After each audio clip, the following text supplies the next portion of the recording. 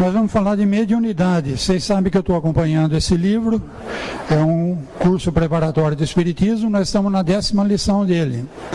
Mediunidade. Noções sobre mediunidade. Não vou conseguir dar uma aula para vocês porque é um assunto que não é muito dominado não, tá? Até bem pouco tempo atrás, mediunidade era tratado com muito preconceito, era coisa de bruxos, era proibido. Então começou-se a estudar a mediunidade a partir de Kardec mesmo, tá? As religiões africanas e outras religiões sempre tiveram médiuns. E o próprio catolicismo sempre teve médium. Os judeus tinham médium. Tanto é que Moisés proibiu a consulta aos espíritos, porque estava sendo usado de uma forma abusiva. Mediunidade é a faculdade ou aptidão que possuem certos indivíduos, denominado médium, que serve de intermediário entre o mundo físico e o mundo espiritual. Mundo físico, mundo espiritual. Mundo físico, normal, é tudo que está aqui na terceira dimensão. A gente mede, a gente olha, a gente pesa, é tranquilo, você faz experiências. Agora o mundo espiritual, ele está numa outra dimensão. Quem lê os livros espíritas fala que acima não quer dizer em cima, tá?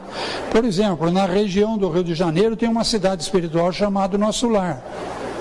Nessa cidade espiritual tem prédios, tem rio, tem plantações, tem um monte de...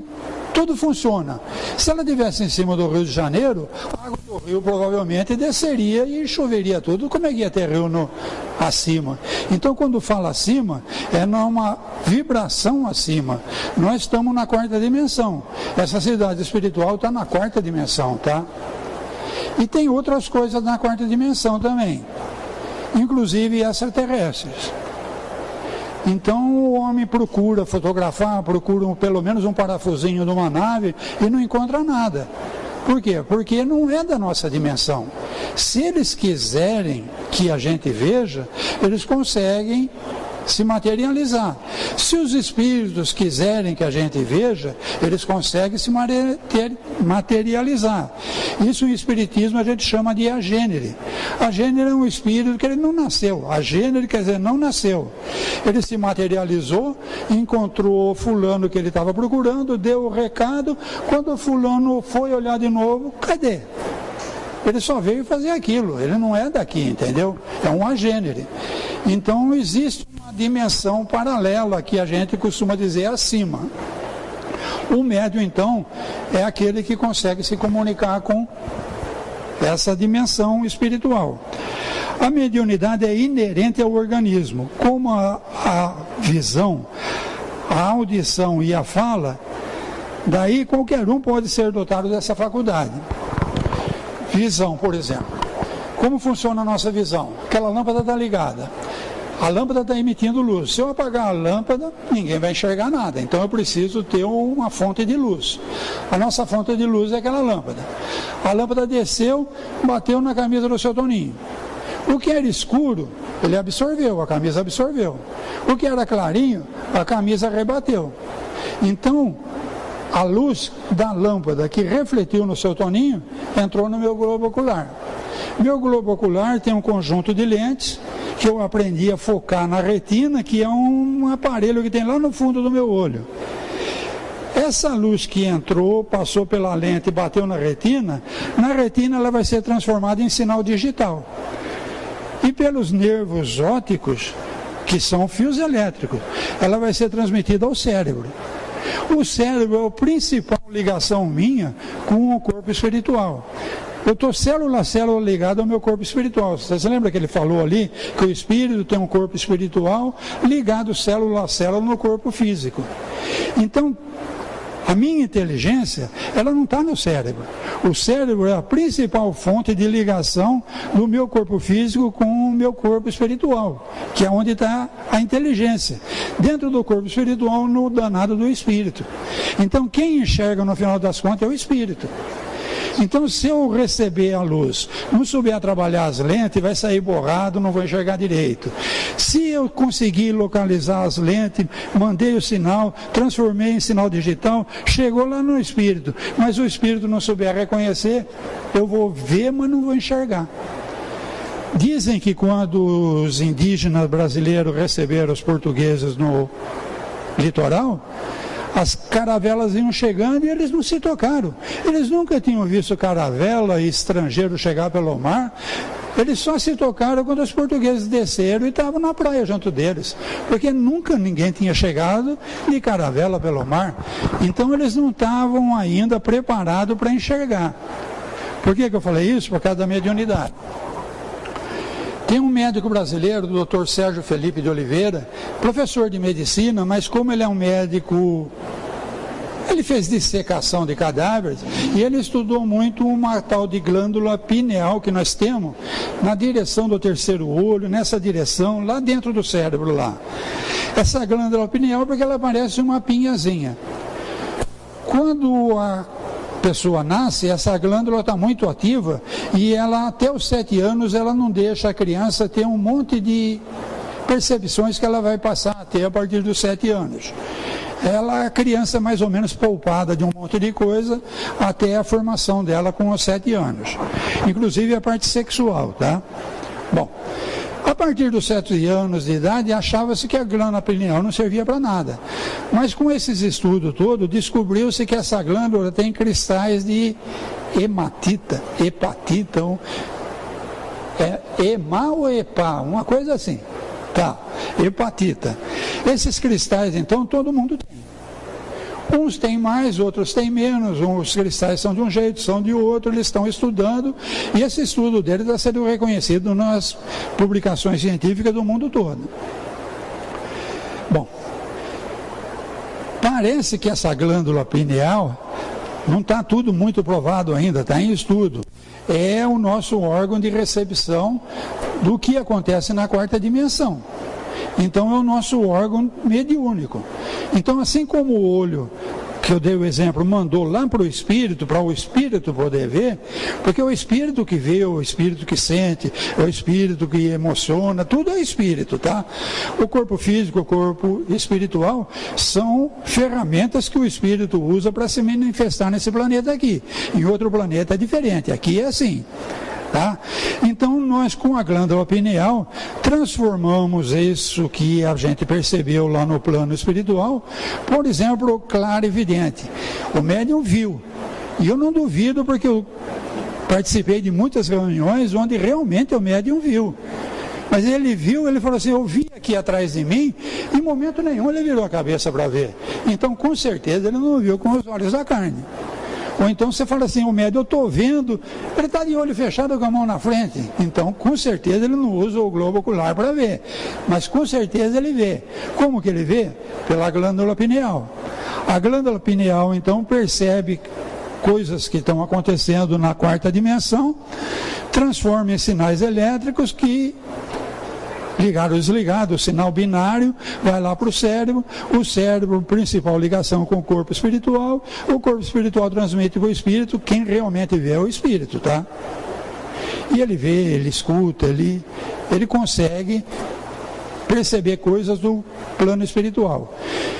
Então todo mundo tem isso, todo mundo tem isso. Mas assim como o indígena não estava treinado para ver a nave chegando e não percebeu a nave chegando, quem não tem a glândula pineal desenvolvido todo o mecanismo da glândula pineal com o cérebro, o corpo espiritual, o espírito, não tiver todo esse desenvolvimento, a percepção vai estar ali, mas ela não vai saber interpretar aquilo. Assim como o indígena não percebeu, não conseguiu interpretar a chegada das caravelas, tá? Todo mundo é médium. Todo mundo é médium. Na Casa Espírita fala em desenvolver a mediunidade. A semana passada o Tiago foi muito feliz. Ele falou, você não tem que desenvolver a mediunidade, meu. Quem viu antes de vir na Casa Espírita e vai continuar vendo para sempre. Quem nunca viu, pode vir aqui fazer tudo quanto é curso de desenvolvimento que não vai ver. É uma coisa que depende dos cristais de hepatita que eu tenho na glândula pineal. e saber interpretar isso daí. Então, desenvolver a mediunidade, o Tiago falou muito bem, é desenvolver o médium. O médium precisa se desenvolver, em primeiro lugar, tirar o preconceito. Hollywood fez um péssimo serviço com a gente. Ele apresentou os espíritos para a gente como o Freddy Krueger, como aquela japonesa cabeluda com o cabelo na frente, aquelas coisas horríveis, porque aquilo dá dinheiro.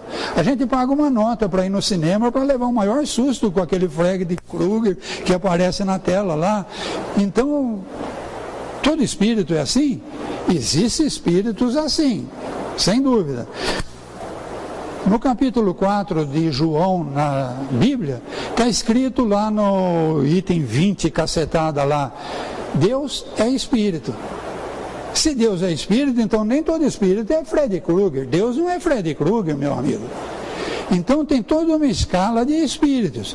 Tem espíritos tão assustadores quanto a japonesa cabeluda e tem espíritos tão divinos como Deus, pô. Então, eu gosto de citar sempre a escada de Jacó. Nos primeiros degraus é a turminha do Freddy Krueger. Conforme vai subindo os degraus, mais elevados são os espíritos.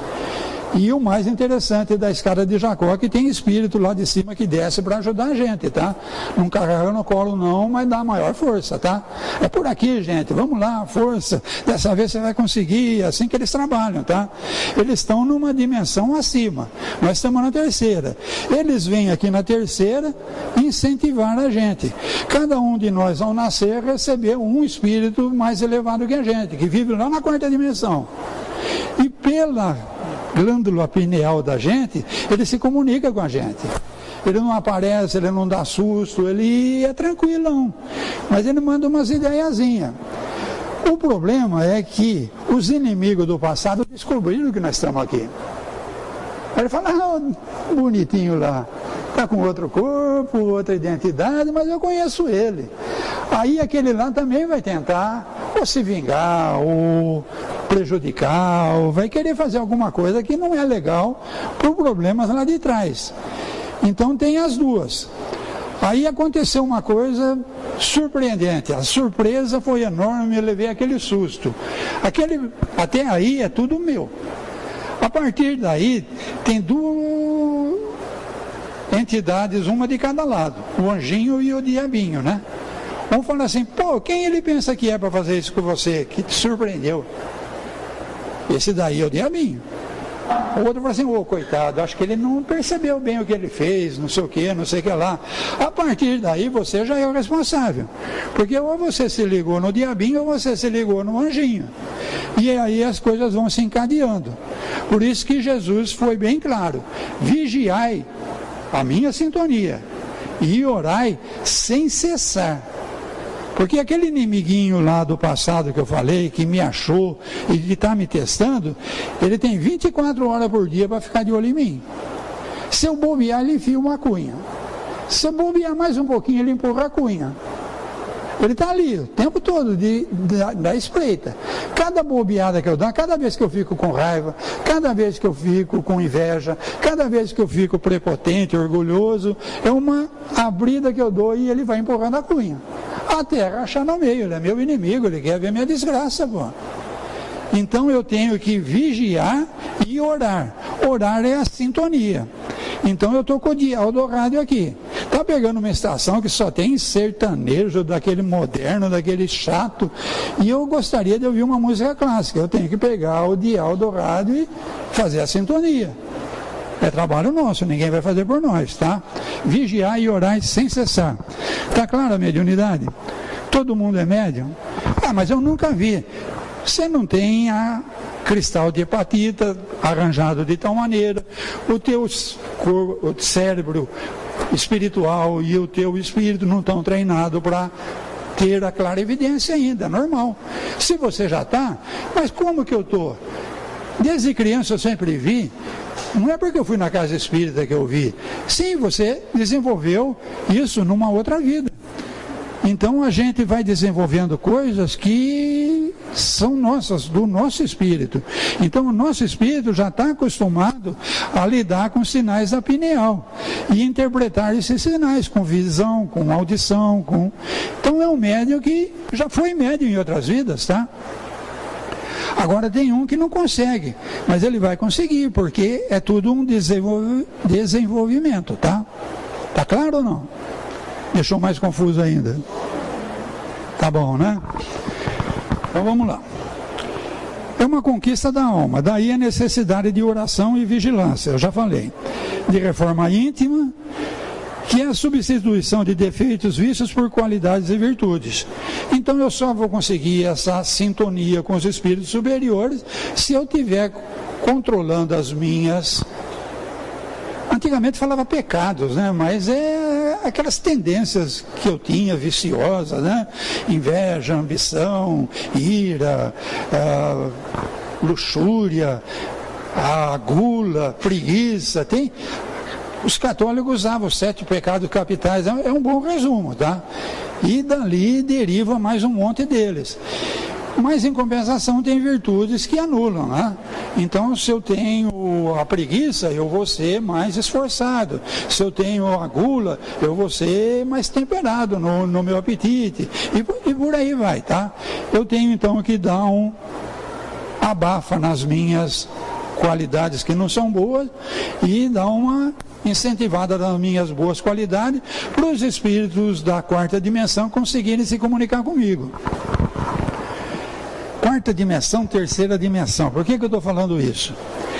Espírito, quando morre, ele falou lá, nós somos aquelas 3 coisinhas lá. O espírito se manifestando no planeta, usa um corpo espiritual ligado a um corpo de carne, célula a célula. Quando o corpo de carne venceu o prazo de validade, ele vai, roupa velha, não serve mais, como ele falou, não serve mais. Então eu vou sair do corpo espiritual e me tornar o mesmo Toninho que eu era, só que agora com um corpo preparado para viver na 4ª dimensão. Mas eu sou o que eu penso. Se o meu pensamento é só a 3ª dimensão, as minhas posses, as minhas propriedades, a minha família, o eu sou isso, a cor da minha pele, eu sou não sei isso, eu sou não sei aquilo, o egocentrismo for muito grande, eu saí do corpo de carne, mas eu não saí da 3ª dimensão. Então acontece muito que o espírito, ele está já no corpo espiritual, ele não tem mais o corpo de carne, mas ele ainda não se desligou da 3ª dimensão. Então ele fica na casa que ele morava, ele procura as pessoas que ele conhecia, fala, mas ela não me vê, não me responde, ele não entende que ele não está mais aqui, ele nem percebeu que ele já é espírito. E isso não é raro não, isso é até comum. Então até para morrer eu preciso me preparar. O desenvolvimento mediúnico inclui eu me preparar para o desencarne, tá? Então se eu desencarno achando que morreu, acabou, é a pior coisa que eu poderia pensar, porque não acaba. Só que eu não sei nem que eu morri, pô. E fico ligado na 3ª dimensão e eu já estou lá na 4ª, fica tudo muito complicado.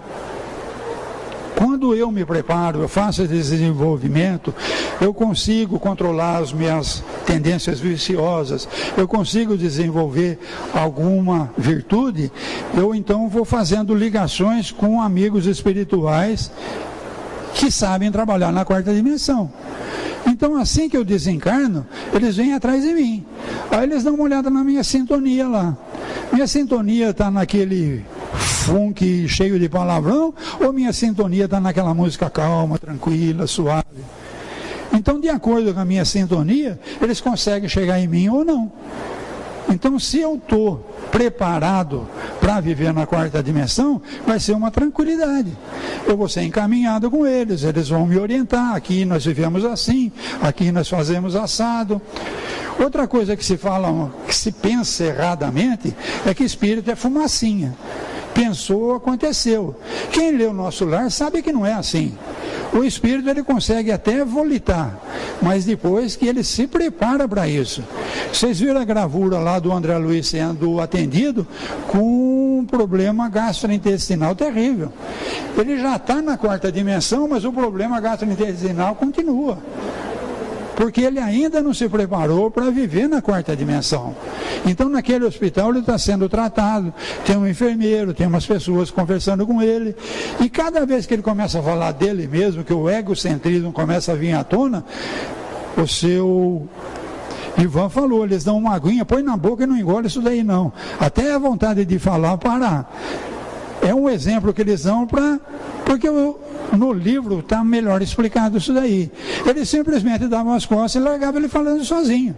Cada vez que ele falava, não, mas porque eu, não, mas porque na minha vida, não, porque na... Eles viravam as costas e largavam ele falando sozinho.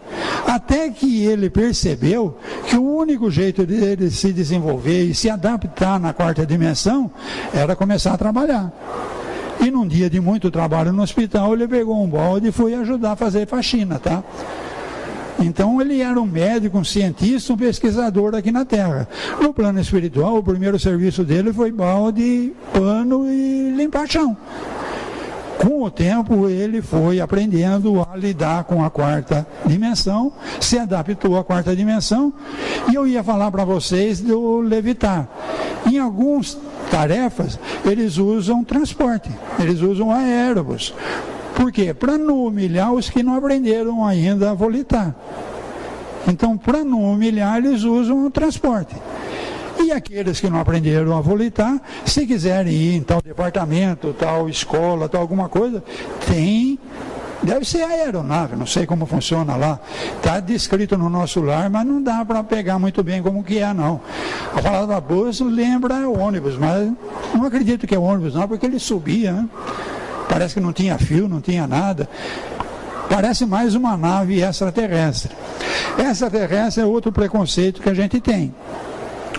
Nas casas espíritas, a gente vê o médium e fala assim, eu vi um ser aqui atrás de mim, ele era um gigante, ele tinha mais de 2,5 metros de altura. Com certeza não era daqui, meu. Porque no plano espiritual você pode agir num outro planeta.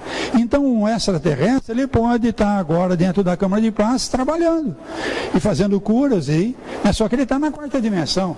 Você entrar ali, você não... Outro desserviço que Hollywood fez. ET não precisa necessariamente ser baixinho, ter zóio esbugalhado, ser verdinho, tá? O ET pode ser até bonitão pra caramba, tá? Que também tem várias categorias de extraterrestres, assim como tem várias categorias de encarnados, tá? E o nosso planeta, nessa fase de transição, é bom a gente ir se acostumando com esse jeito de falar, porque eles estão trabalhando com a gente, tá? Bom, no final eu vou passar um vídeo que ou vocês vão adorar ou vão detestar, não sei. Vamos lá. Paulo de Tarso aos Coríntios. Então, a mediunidade não é invenção de espírita. Allan Kardec conseguiu dar uma trabalhada legal nisso tudo e fez um livro que é o melhor manual que se conhece para um médium, que é o Livro dos Médiuns, tá? Mas Paulo já tinha esses problemas todos naquela comunidade. Depois que o Cristo foi embora, o pessoal naquela festa de 50 dias lá, não sei, Pentecostes, receberam uma manifestação espiritual formidável e começaram a falar em outras línguas e língua que eles não conheciam e todo mundo entendia o que eles estavam falando. A coisa foi formidável e eles foram incentivados a providenciar a primeira casa espírita que se tem notícia. Então era a Casa do Caminho. Nessa Casa do Caminho eles vendiam todas as propriedades que eles tinham, fizeram um fundo comum. Isso está tudo em Atos dos Apóstolos, tá? Livro interessantíssimo que quase ninguém lê. Então esse fundo comum, quem tinha depositava, quem não tinha pegava, e eles atendiam, faziam um serviço de caridade formidável. E várias outras comunidades cristãs estavam se instalando na redondeza. Paulo ainda não tinha ido para a Europa tirar o espiritismo da região, a coisa ainda estava restrita na região. Mas Paulo se comunicar naquela época era pegar um camelo, fazer uma baita de uma viagem na beirada do deserto para ir naquele lugar lá. Então a comunicação era por cartas. Então tem as cartas de Paulo na Bíblia, Não acredito que estejam todas ali, mas ali tem as principais. E na primeira carta de Paulo aos Coríntios, é um tratado espírita, tá? Ele está falando com médiuns espíritas que existiam naquela época.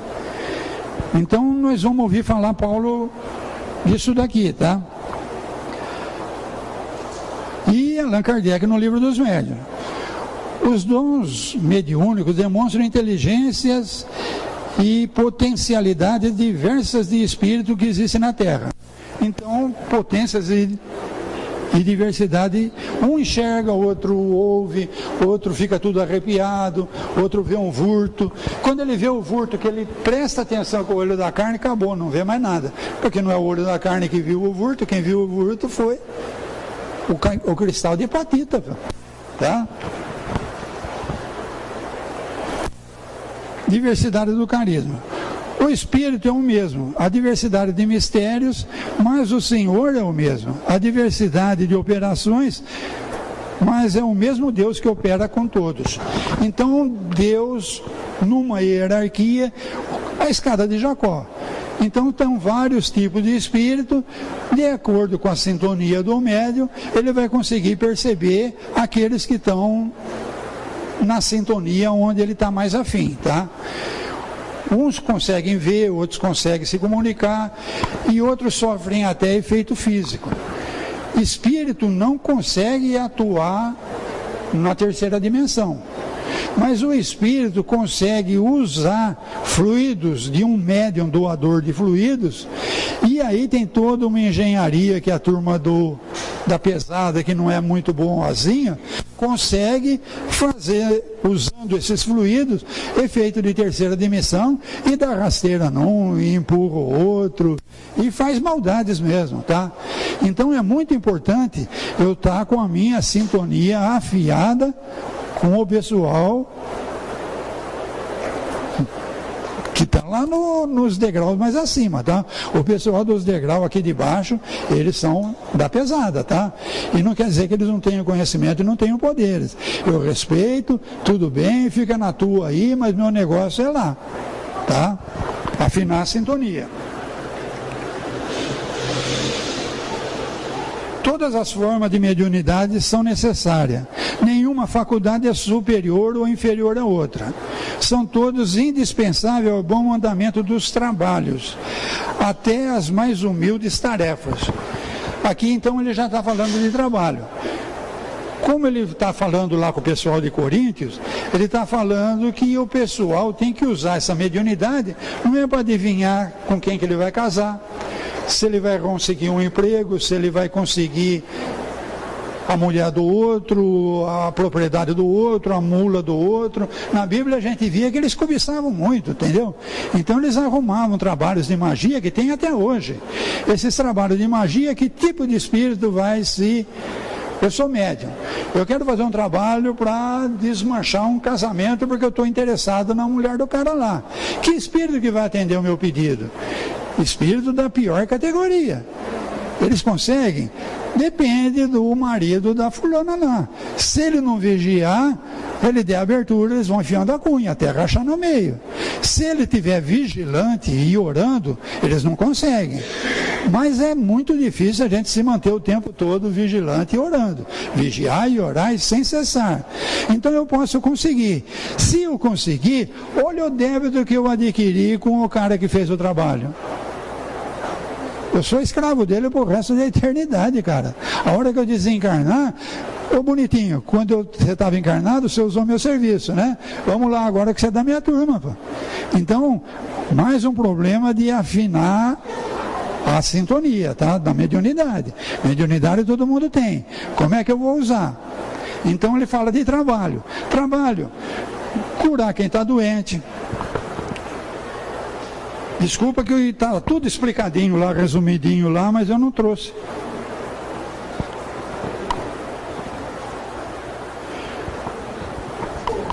Achei. Curar os enfermos, ressuscitar os mortos. Você consegue ressuscitar quem morreu, o espírito desligou, está virando carniça, você consegue ressuscitar? Impossível. Na linguagem bíblica, ele usa muito a palavra morte, não quer dizer morte do corpo. Jesus tem uma passagem lá que ele fala: deixe os mortos enterrarem o morto. Você já viu o defuntinho pegar pá para enterrar outro defuntinho? Impossível, gente. Então, na linguagem bíblica, quando ele fala deixa os mortos, ressuscitar os mortos, ele está falando daquele que morreu espiritualmente. Eu não quero mais saber de nada, eu sou da pesada mesmo, eu enjoei disso tudo. Morreu, suicidou, morreu, sei lá. Espiritualmente ele está morto. Dá para ressuscitar? Dá. As mães sabem fazer isso muito bem. Aquele filho rebelde que só dá trabalho, a mãe vai: meu filho, dá aquele colinho, dá aquele carinho, acaba. Nem que for quando ele tiver 40, 50 anos, a mãe faz ele pensar na vida e dá um jeitinho, tá?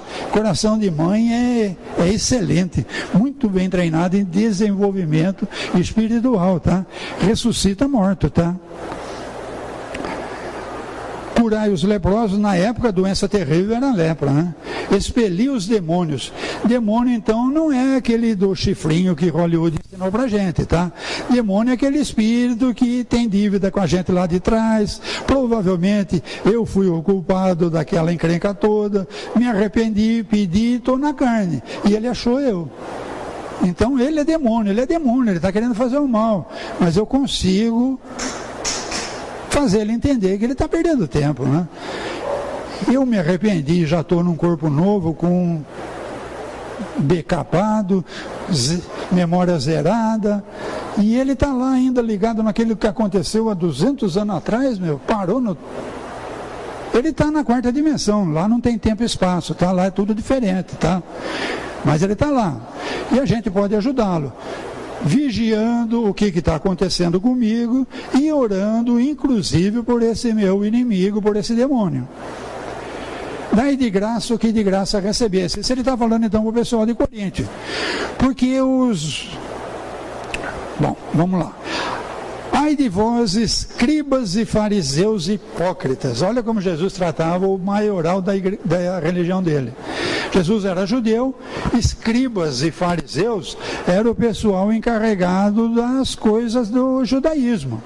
Então, eles que cuidavam das leis, eles que cuidavam das orações, da sinagoga, do templo. E Jesus chamava simplesmente eles de hipócrita. Por que devorais as casas das viúvas, com pretextos de longas orações? Por isso sofrereis um juízo muito rigoroso. Então, você não pode usar esses dons mediúnicos para obter benesses para você, porque isso daí não é seu. Se é mediúnico, você recebeu de alguém, e você não pode usar isso para benefício próprio, tá?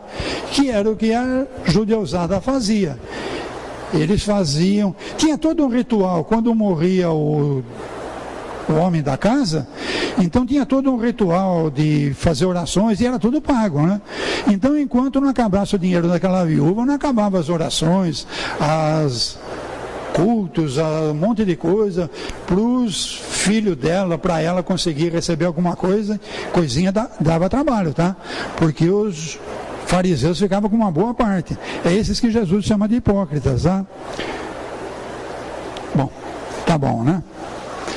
Deu uma noção de mediunidade? Ficou dúvida ou não?